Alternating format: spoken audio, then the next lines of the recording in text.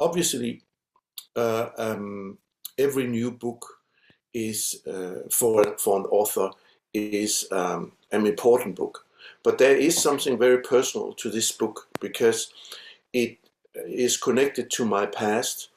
Way back to I was young also in this incarnation, and I went to Israel first time in '69 as a member of a band called Daisy on a 3-month tour. And little did I know that this would be a trip that really, really turned everything upside down for me. And we were playing in Nazareth, in Bethlehem, in Jerusalem, and suddenly it dawned on me that we were actually in the places where Yeshua or Jesus, the whole story about everything, the New Testament and so forth. And on our free days, or our day off, we were always taken out to some place where to see something as tourists. So we were taken one day to Qumran at the Dead Sea, where to this day still is some ruins of the former Essene, not monastery, but university. And we were taken there, and the guide, he was starting to tell about where the different things were. This room was the scrollery, and this room was where they were dining, and this room was for meditating, and so forth. And suddenly I heard myself say, no, it was actually over there that the scrollery was, and over there was the meditation room. And then everything stopped, of course, because everybody looked at me as I was crazy, and I did not know myself where those words came from.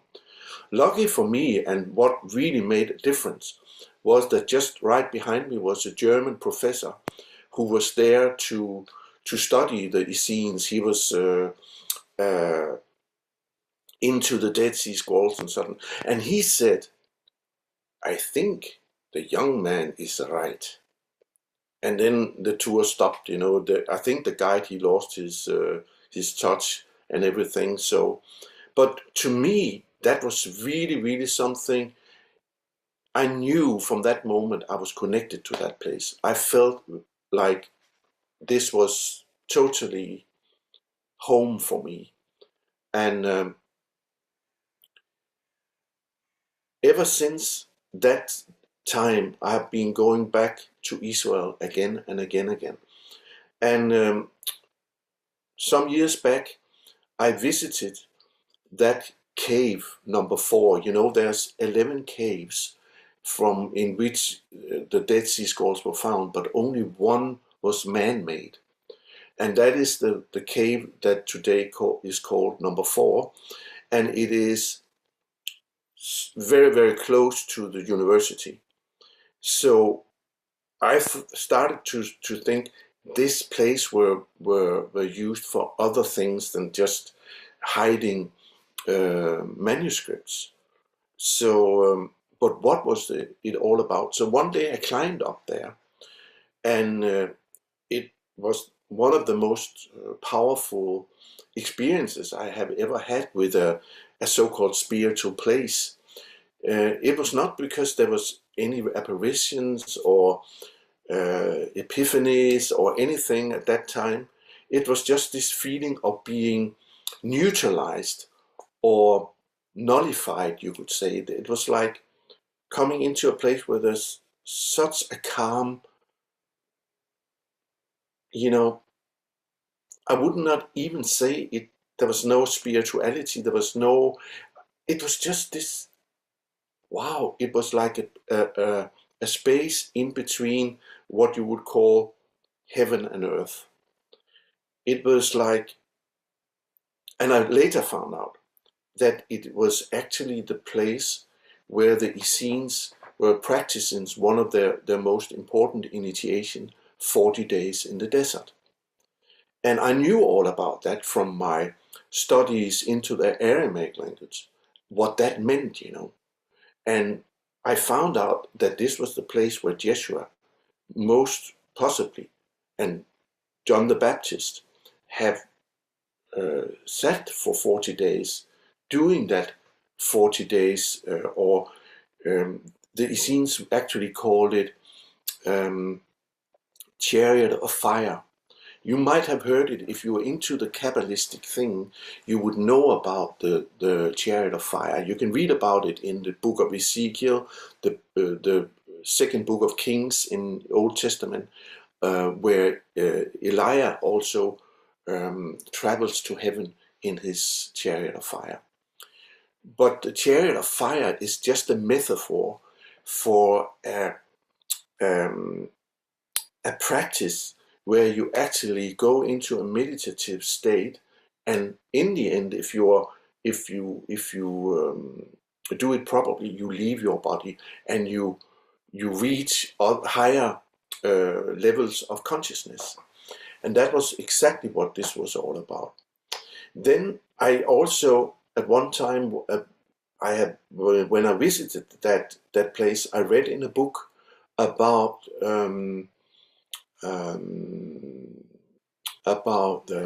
Helen Schucman, you know, the scribe who was doing the Course in Miracles.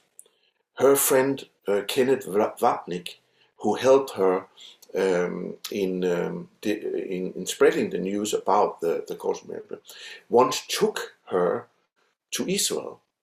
And at that time, in 1969, when I was in Israel, she actually had a vision in New York about a cave in which there was a scroll. And she, in the vision, she opened the scroll. And when she opened it, it said, God is. And she was told if she opened it to the left, she would be able to connect to her past, or the past in general. And if she opened to the right, she would be connected to the future. But in the vision, she decided not to do anything. Just meditate on God is. And she was actually told, you have chosen the right path. And she was taken to Israel, and when they visited this cave, not in the cave, but she was standing outside, looking up at the cave, she started to cry. And mind you, Helen Schucman, as was told by her friends and Kenneth Wapnick in the book, she was not a woman of feeling. She never showed any feeling. She was very pragmatic and very, you could say, intellectual minded. But she started to cry, and she pointed at the cave and she said, that is the cave for my vision. This is actually the holiest place on earth. And when I visited that cave the third time, I had an intuition brought me to read that in that book that Kenneth Wapnick, and I found that place, and I thought, wow! I could see from a picture that was the cave I've been visiting, the cave number 4. So that even made it so much stronger. So I was invited to be part of a documentary film in Israel about the Aramaic language, and that is what this book is centered all about, that trip. And before I went there, I had a reading from a good friend of mine and a very, very skilled seer, the well-seer Carol Clark. And in the reading, she told me, Lars, there is something I need to tell you. You need to go to a certain cave, because there you will, if you know what to do when you come to that cave, you will be connected to your past and your future. And I was immediately thinking about what happened to Helen Schucman when she had this vision. And when I got that message from Carol Clark, I knew what I had to do, and I knew the cave I had to visit. So I thought, this is not accidental that I'm invited to be part of this movie. So I knew that when we were going, I would ask the crew to go with me to the cave, and I would do this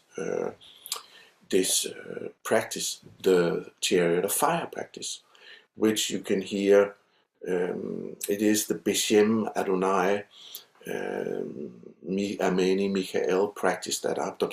I think you can find it on YouTube also, or you can go to you can see me in the cave that I'm talking about, and the video is called The Gate of Light.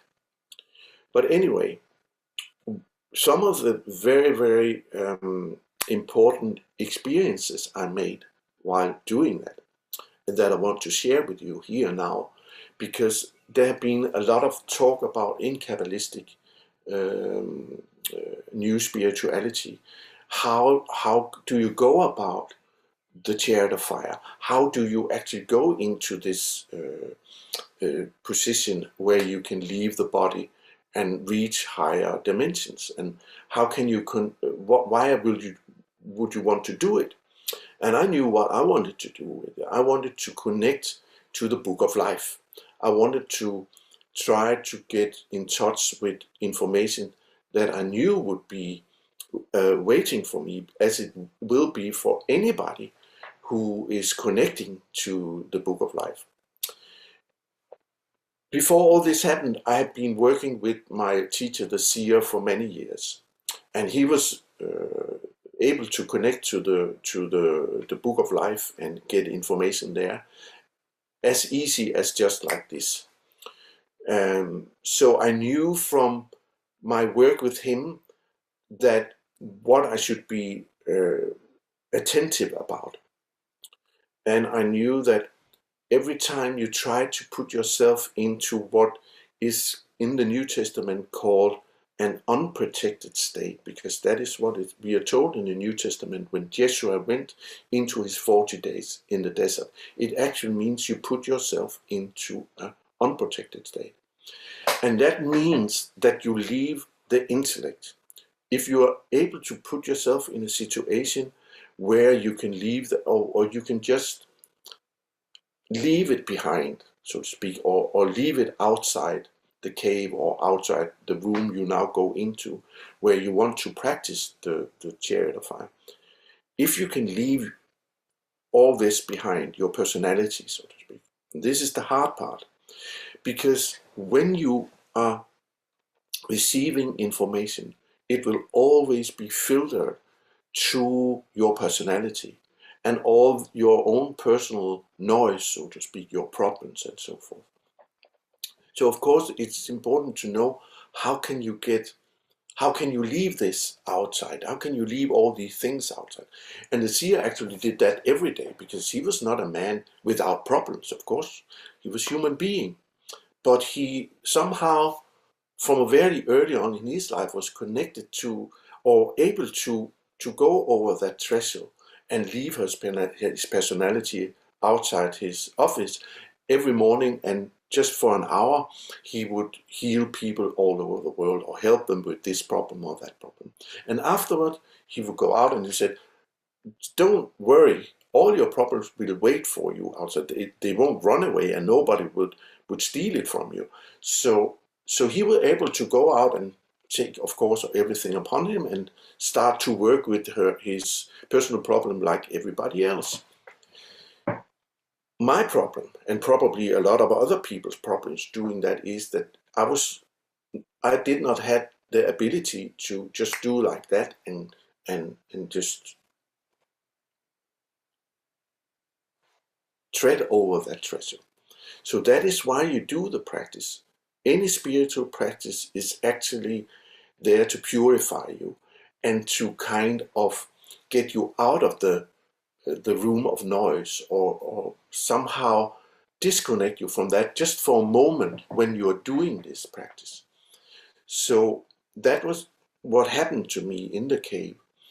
And I knew from my days in showbiz that when you perform, that is performance, and you can put on a costume and an attitude, and you that's it, and that can be beautiful too, but you connect in another way. Here I knew that when there was a camera in the cave, my problem would be to kind of forget all about that, and I knew that that would take time. So I spent a lot of time just going into the process of just getting into the center of my very being through the practice, the Beshem Adonai that I was singing. I could not bring a musical instrument, so I just had a tambourine, and that didn't make it any easier. But anyway, it took me approximately 1 hour, and at that time I was totally gone. I don't know what happened in the cave, and I just totally forgot about it. And the only thing I can say what I was connected to was to way back to my past as an Essene, because I had a strong feeling that I was a scribe at the Essene community at the time of Yeshua. And Kalle had said, yes, he always called me the scribe. So he said, yes, that's true. You were part of the Essenes. So that is another thing, that if you have a strong feeling about you yourself who are watching this, that you're connected to some tradition, whatever it might be, you will probably have a connection. And also if you, as me, for 30, 40 years have been very much working with that tradition, trying to get into it, get connected to it again, through study and through practice. Yeah, I would also say you should pursue that, because could easily be your connection to the information that awaits you in the Book of Life. So I had this feeling of being surrounded by some of my former Essene brothers from that time when I was doing that. So I was more or less connected to them, or to, you could say, to the vibration of the brotherhood. So I felt very purified afterwards, and I was so high after it. But of course I did not know what had taken place in the cave. But that was another story that you can read in the book also, and maybe also see in the video from the practice. But a lot of things started to happen, and after that, also I think for the next week or something afterwards, I was so connected to these information that start to come in also in my dreams at night. And we were at one time, I was going to visit Bethany, and that was after the crew, after the filming and everything, and the crew went home, and I wanted to stay 1 week more, so I had done preparation for staying different time, and I went to Jerusalem, and I went to Bethany, and maybe you remember Bethany was where Yeshua always were going to visit Mary the Magdalene and her sister Martha, and their brother Lazarus. And it's a very special place there.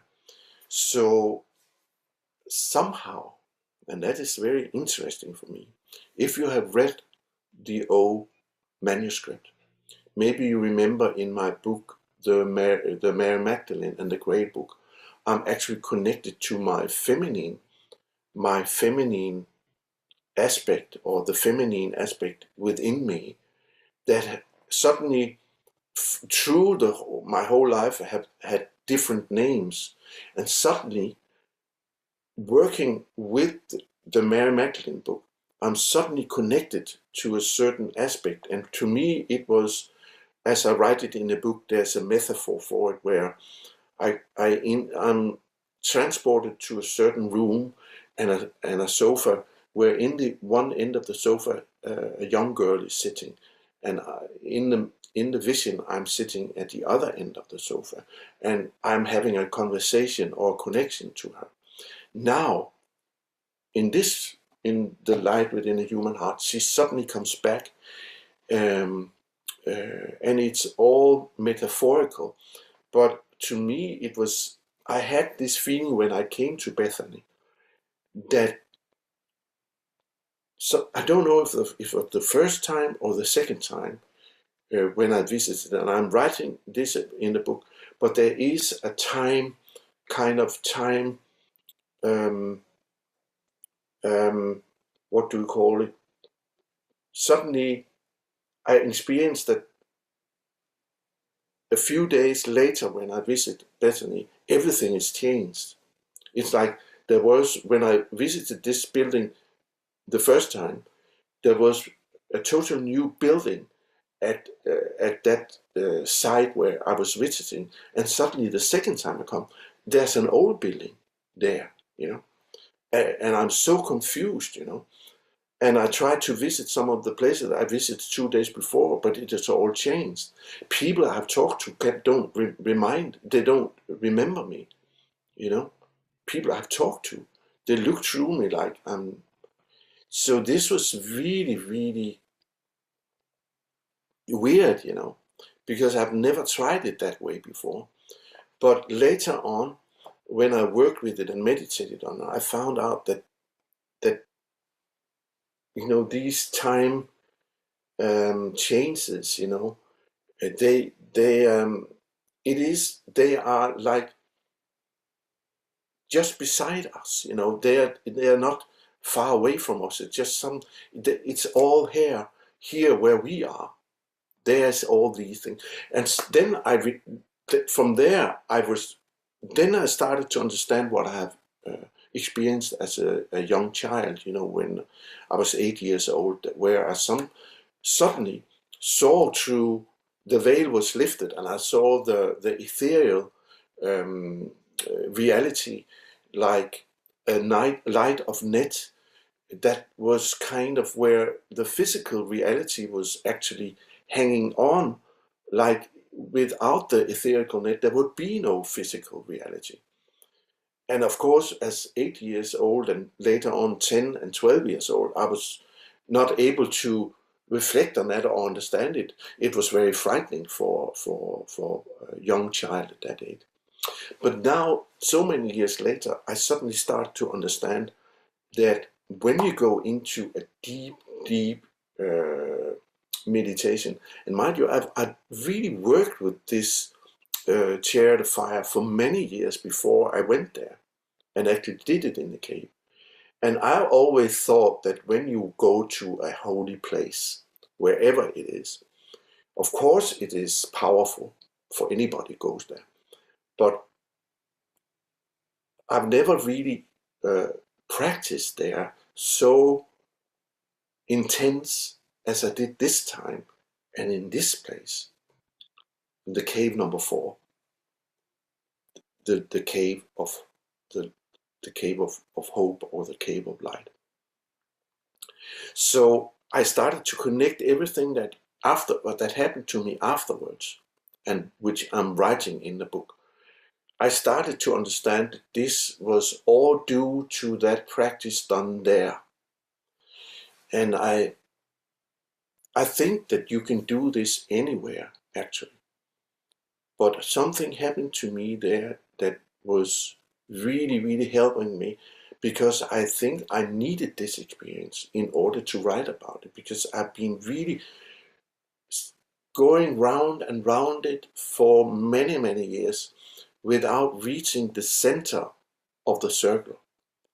And I have a strong feeling that that was happening to me there. The masculine and the feminine were also merging there, right there.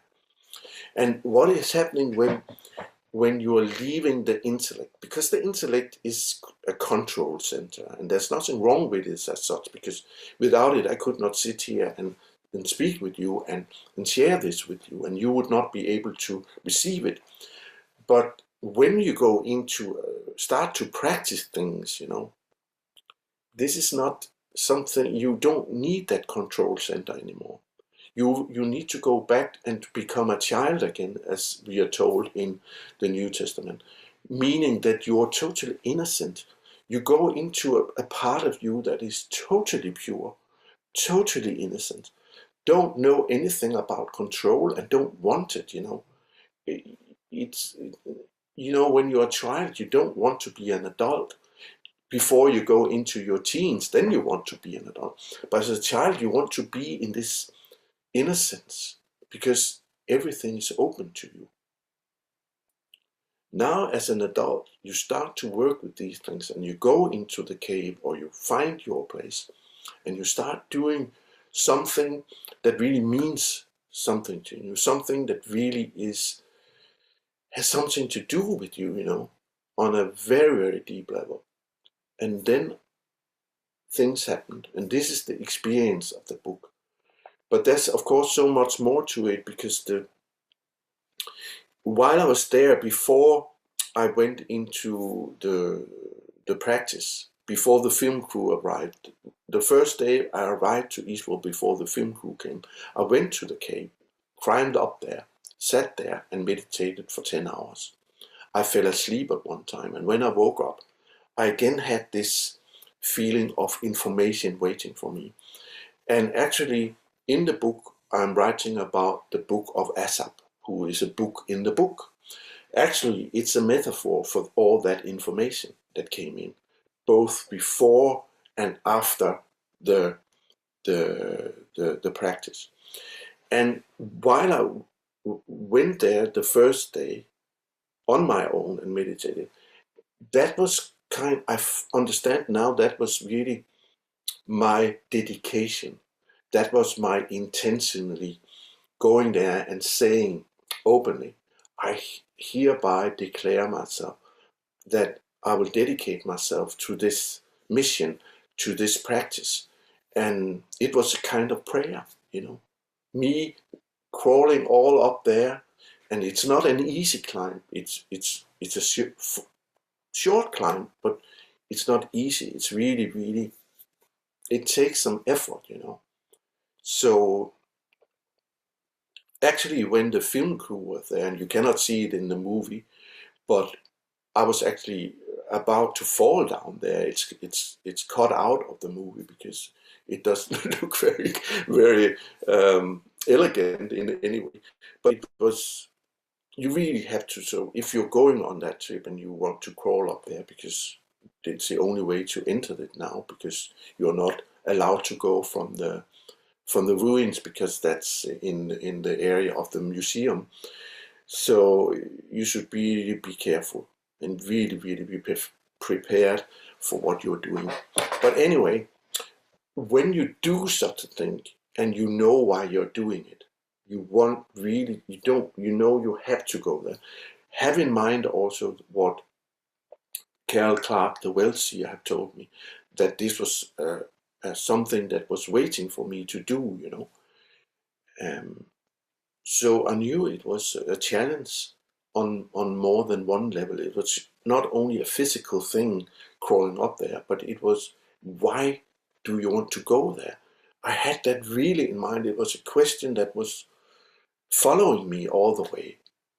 And I remember I felt this um, really, I was not scared, but I had this really tense feeling, because I knew this is now.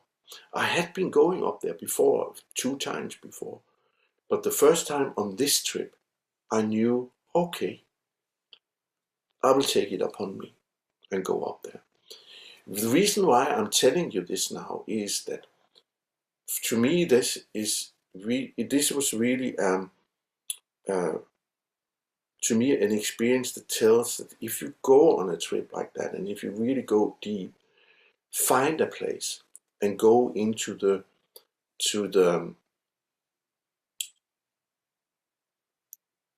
unprotected state. How you can we do that, for example, where you are now? I don't know where you are, in England, for example.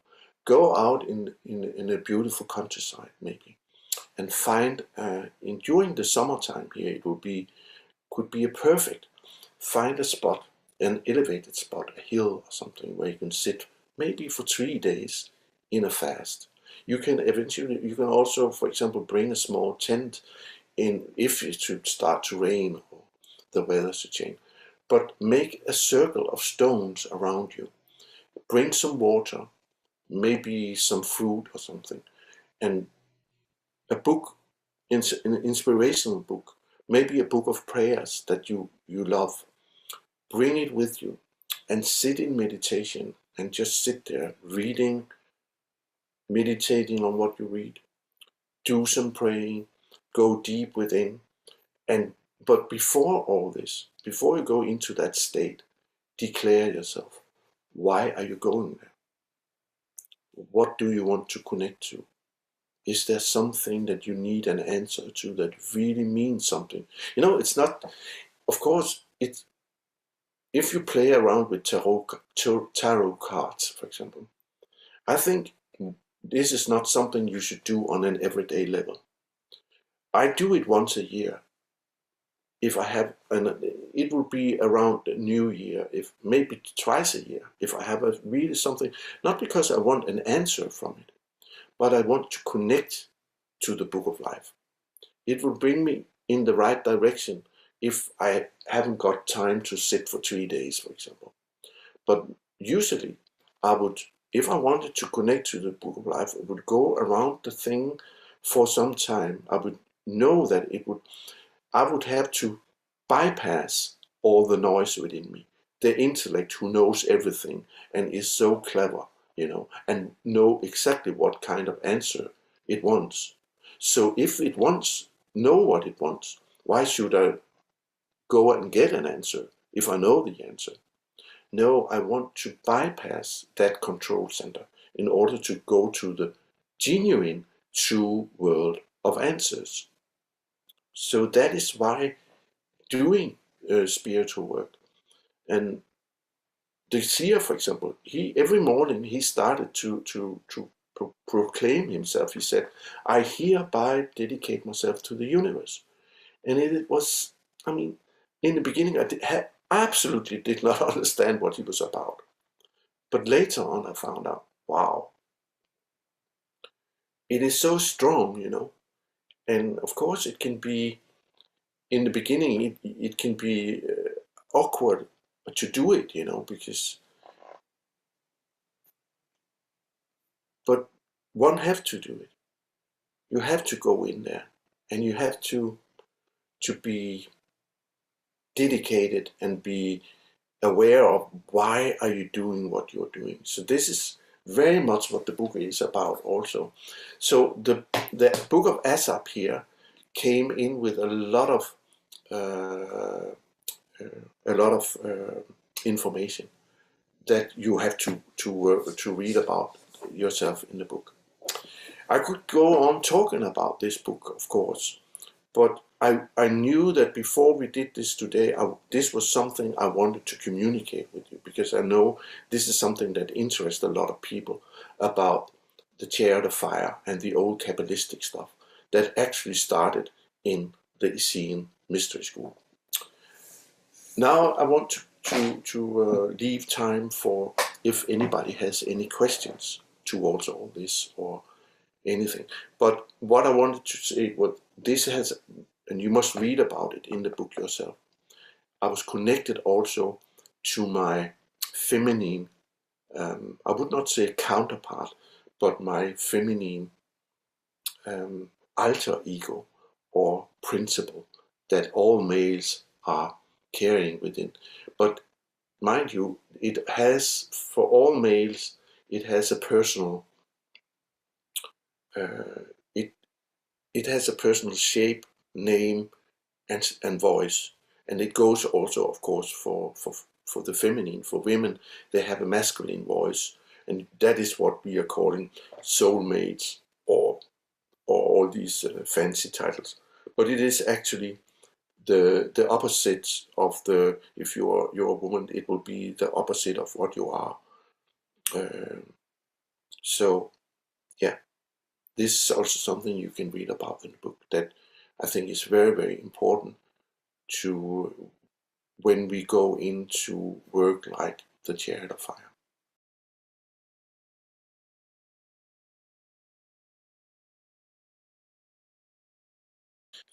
Yeah, he was a man of he haven't read anything really. He was a practitioner who right from his young days were connected. He was like he was the one who fell into the soup very, very early on, and were able to connect to the Book of Life. And of course, in the beginning, he did not know what it was, but later on, when he found out, he became a healer, a nature practitioner, and later on a seer. And that was when I met him. He got me out of bed. Had been laying on a bed for 3 years without getting any diagnosis. Nobody could help me, and he helped me over the telephone, like he helped so many people every day on his telephone when they called him from all over the world. So that was also my connection to him. But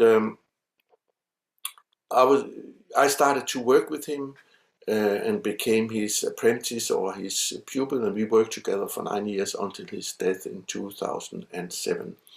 I have written about it in my book, the O Manuscript, and the 3 books, the Seer, the Magdalene, and the Grail. He's in both the Seer, of course, and also a part of the Mary Magdalene book.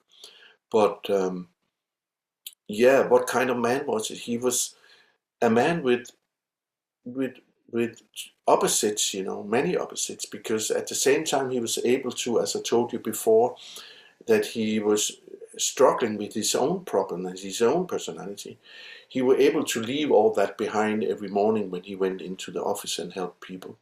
So that was very helpful for me. And at the time, I did not know that this was something that came in handy when I started to be more and more conscious about what I have realized already as a young child, but was not able to reflect about and really understand. So it was through the work with him that I understood my own connection and how to go about it. But it took some time because he was a man of few words, so you just had to follow him and to see what he was doing and listen what he was telling people when he was doing his work.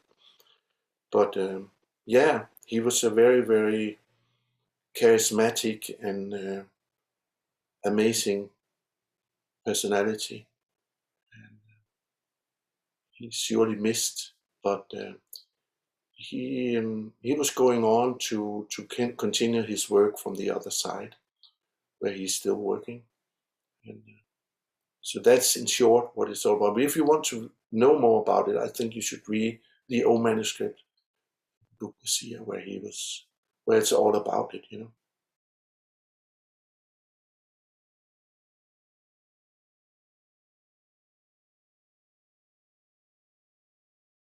That mandala is actually made out from the 22 letters in the Aramaic and Hebrew alphabet. And if you remember that it is said in the Kabbalistic and Matic places or circles, and way back from the Old Testament, that God created everything or the universe through the 22 letters in the Aramaic alphabet. And this mandala is actually there's 22 points around here, and this mandala is made of all the connections there are through these 22 letters. The 22 letters of the alphabet is also part of the 22 path on the Kabbalistic tree between the 10 Sephiroths. There is 22 paths, and this is those paths that make up this mandala. And it is just showing us how the light of the net of light in the etherical is, and it absolutely looks what I saw as an 8-year-old when it opened up just for a split second, and I saw through my sister and the furniture in the room where I was living at that time as a child with my parents. And later on, as it has shown in visions and meditations and so forth, when you do the fire of chariot practice. So that's why it's on the cover of the book, because that plays a very important role in the book also. There's also the story about the the Rabbi Kaduri that became 106 years old, and his connection to the vision of Yeshua, that in his visions where he said this Messiah is already here and he's here in Israel. But it's an amazing story, because this is also some of the very, very interesting science, spiritual science that's taking place within Israel today that not very many people are aware of. You know, the hidden codes in the Bible and all this stuff. I know there have been some very popular books that is absolutely have nothing to do what I'm talking about here, but there is a science that's going on where they are looking for 7 hidden codes in the Bible. And mind you, those codes are, you should imagine that they were written about somebody who was at the same time writing the stories of the Bible and at the same time applying 7 different layers lying behind, 7 other stories lying behind that story that we know, that we have heard about, for example, King Solomon and King David and you know, all those stories. Behind all of them, there are 7 layers of codes. And right now, some of the rabbis I've met, they are telling me that they are sitting with very, very advanced computer programs, because that's the only way you can really get to them, unless, of course, you are totally able to open to that higher consciousness of yours and mine and everybody else that are able to connect to that level. But it takes certain frequencies, and that is another thing about this book, that the first message I got from that book of Asap or from the book of life is, you need to understand, everybody here on the earth level need to understand, you are already enlightened. And to me that came as not a shock, but as really a revelation, because I also thought that, okay, now I'm been doing all this studying, and I've been trying to do practices in order to become enlightened. But now I understand, you know, we are already enlightened. Why? Because we were born in the image of God. That is one of the codes of the Bible, saying that we are carrying the DNA of God, or the spiritual DNA of God within us. So how do we connect to that? How do we find that frequency that connects to that image of God? And see, that comes handy in now, because that now I understand why I was drawn to study the Aramaic language of Yeshua 30 years ago. Because you need to understand the Aramaic language in order to understand what Yeshua is talking about when he's saying in the New Testament, the kingdom of heaven is within you. And there's a connection right there, way back to the Genesis, the book of Genesis in the Old Testament, where we are told that God created man in his image. How should we understand it? We cannot. Only if we understand Malkuta de Shemaya, which means kingdom of God.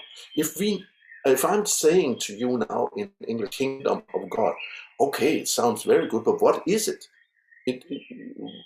What is the frequency? It's all in the Aramaic. The frequency takes you right into that kingdom, or into that seed of loving light, into the I am that all of us are carrying within. And it actually said that in the Aramaic, Malkuta Deshem Aya, Aya means which is forever. So it is something within us that is forever.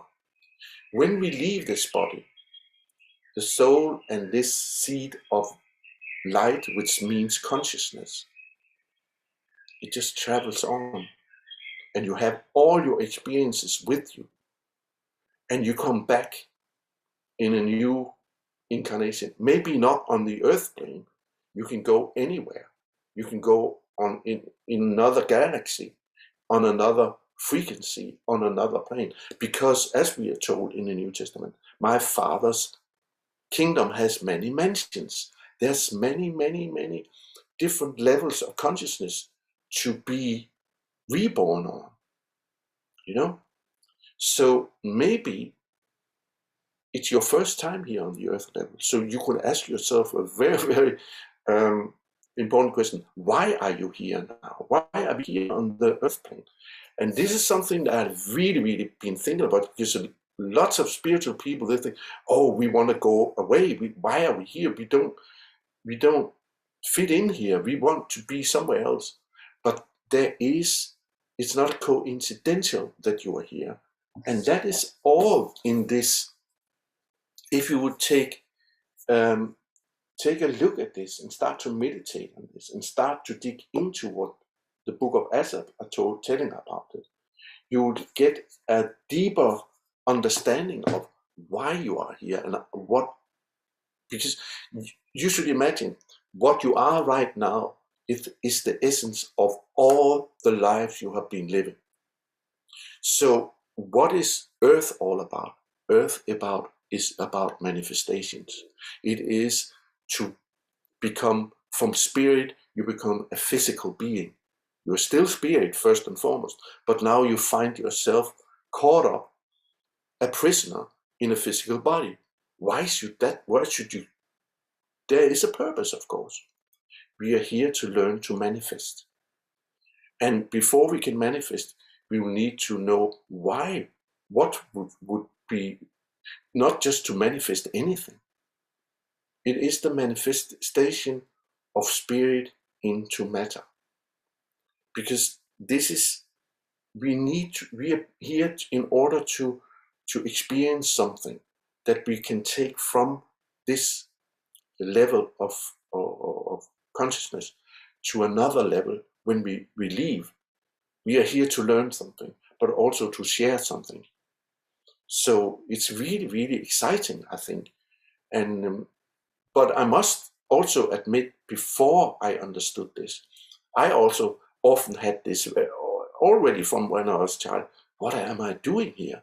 Because I've already, as a young person, I found that this was a very primitive place. So, of course, later on, there is a reason for you being here. And this is something we should all understand, and really find out that when we leave, we don't die, It's only the physical body that goes, but we go on, We have only one life, but it is forever.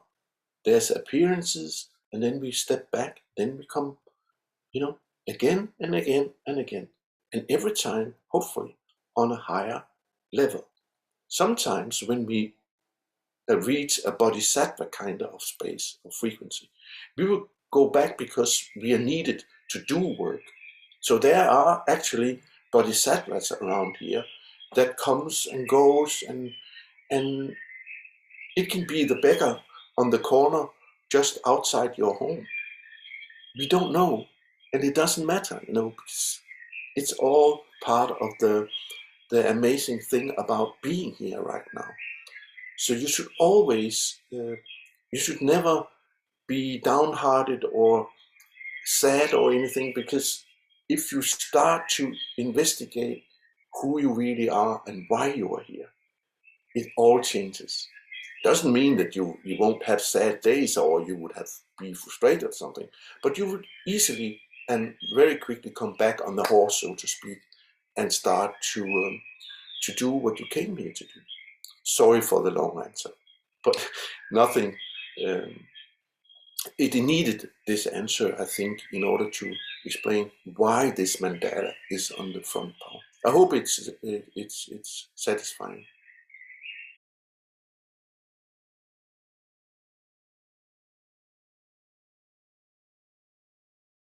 It is actually online. You can find it on gilalai.com, and I think it can be streamed there for a reasonable price, very, very cheap, for a few quid. And it's only, the money goes to the administrator who is administering the showing of the film. So it is actually there. It came out last week, and it is in English and in Danish. So and it's actually Michael Mann, a former editor of Watkins Books or Publishing, that is narrating it together with me. So it's there. Go to gilalai.com.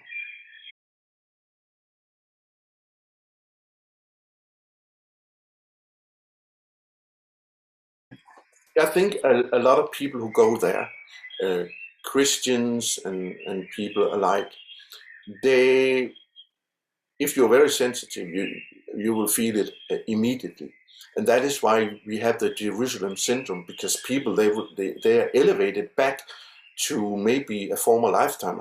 Sometimes there's more than one Jesus walking around in a robe and some sandals, with long hair and beard and stuff, and a stick. Um, this is amazing. And some of them, they are transported to a hospital in Jerusalem where they actually have a department for that kind of thing, where they help people to get out of that syndrome. But it happens now and again. For me, it was very, very powerful. Also, always powerful to go there, because that's how I feel it. I'm not stepping into Israel today. I'm stepping into a 1,000-year-old past of mine, uh, that way go way back, way, way back, even before time and space. Before everything was created. Really, there is visions that really are connected to that place that later became Israel and the Holy Land. But I think everybody who goes there will feel this somehow, in one way or the other, no doubt about it. And it is because there's so much gathered in Jerusalem. There's all kinds of traditions there. You should remember there's Sufis, there's all those different Christians, there's Muslims, there's old mystery schools, remnants from old mystery schools, people who are practicing all kinds of stuff, and Kabbalistic stuff. I've met rabbis there who are really into some interesting stuff that you won't find anywhere on the internet, or they are not interested in sharing this with anybody, because they know that putting it out there will just distort it in some way.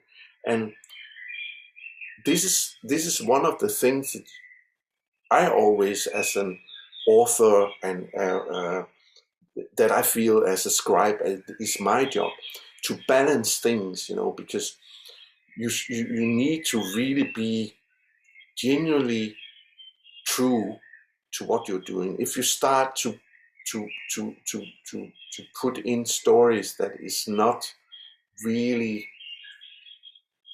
truthful, or try to make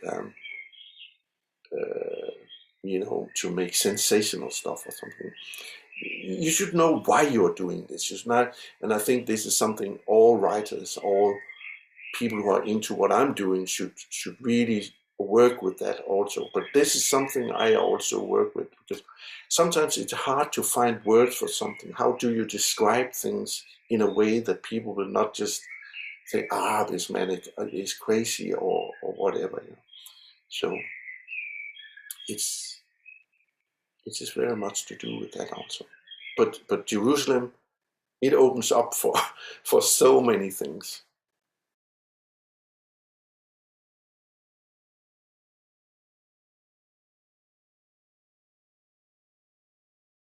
It's the key to understand anything of what Yeshua is really saying. And the moment that you really get it, you start to wonder how that could go on for so many years. That people are not told the truth about these things. Because, but luckily now, I found out that there were actually people who were doing it. But there were very few, and there was also people who were really sensational, who was trying, as I was saying before, who wanted to take it, when they just, we must take that and throw it into, the secret of this and the secret of that.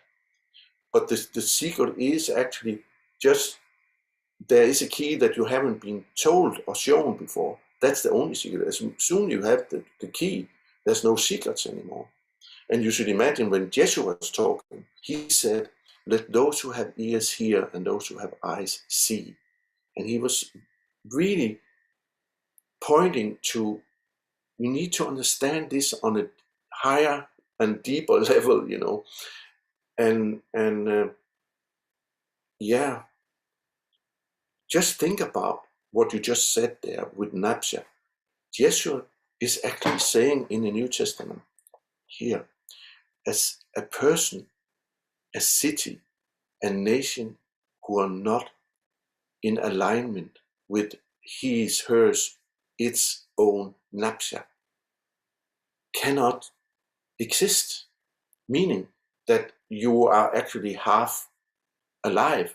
You are not really alive before you come to awareness that every time you bypass your own purpose in this life, you are not alive.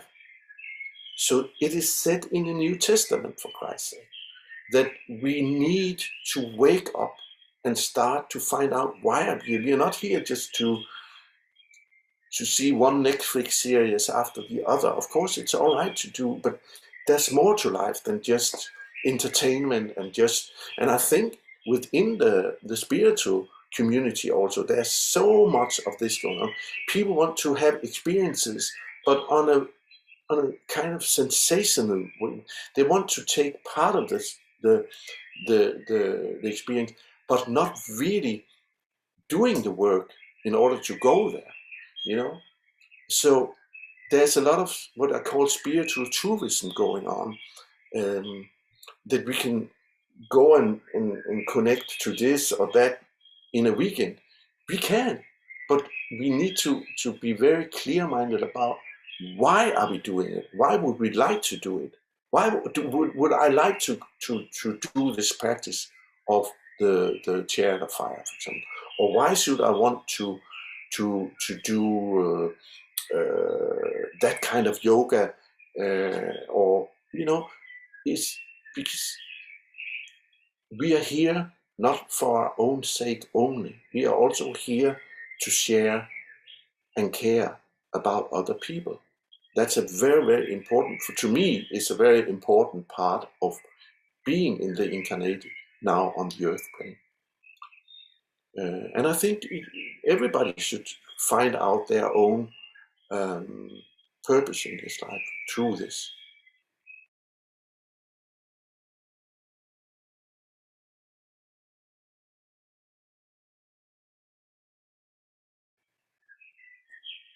I don't know of the sound, of course, because when we are doing these kind of things, the sound can be disturbing.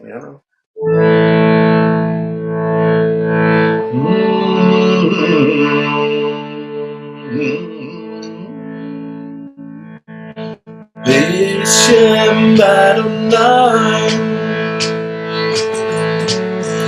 Bishem Adonai, Bishem Adonai, Miameni Michael, O Mismole Gabriel, O Melefanai Uriel, O Miachor Raphael, Ve'al Roshi Shekinael, Ve'ba'al Yesvam Beinam Bambai, Ve'shem Mananam.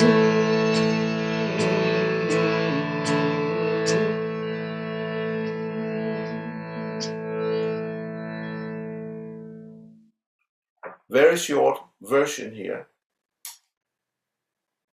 but it is a meditative thing that you will continue and continue, as you can see in the video, The Gate of Light, where you say Bishem Adonai, Bishem Adonai, Miameni Michael, Miameni Michael, O Mismole Gabriel, O Mismole Gabriel, O Melefanai Uriel, O Melefanai Uriel, O Meachor Raphael, O Meachor Raphael, Ve'al Roshi Shekinael, O Melefanai Uriel, Ve'ba'al Yesvam Balevi Vedalevi Yesvam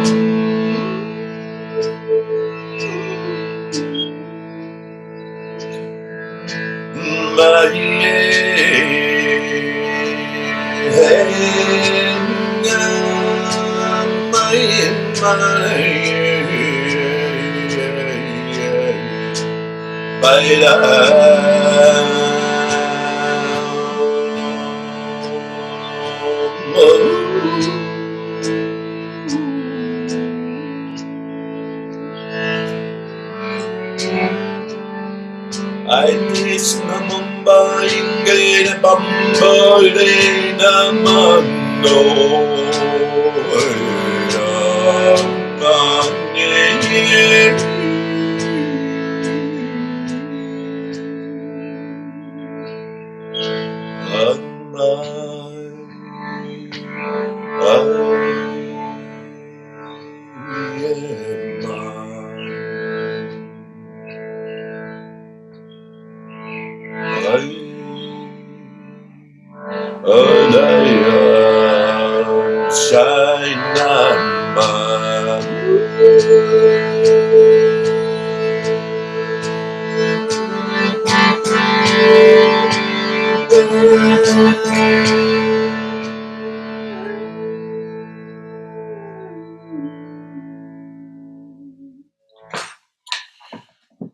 That will do for now, I think.